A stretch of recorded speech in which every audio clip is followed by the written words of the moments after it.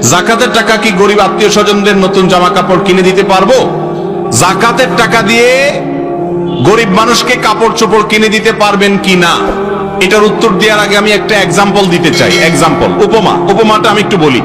আপনার কাছে একজনের টাকা পাবে, 200 টাকা পাবে। 200 টাকা আপনি ধার নিয়েছেন, সে টাকাটা আপনি তাকে ফেরত দিতে হবে, সে পাবে তার পাওনা টাকা।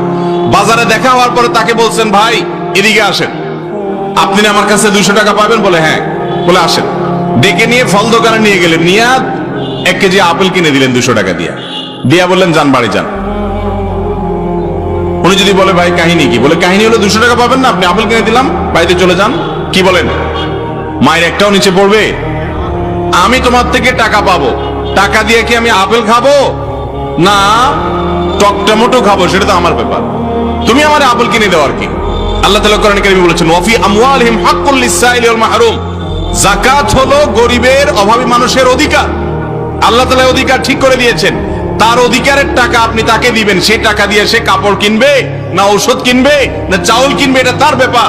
আপনি কে তাকে কাপড় এবং লুঙ্গি ঠিক করে ধরায় দেওয়ার? সে পাবে টাকা, আপনি দিচ্ছেন জাকাতের শাড়ি। সে পাবে টাকা, আপনি দিচ্ছেন জাকাতের লুঙ্গি। জাকাতের শাড়ি লুঙ্গি বলতে কোনো কিছু ইসলামে, আবার জাকাতের শাড়ি লুঙ্গি বলতে যেগুলো দেওয়া হয় এক দোয়াতে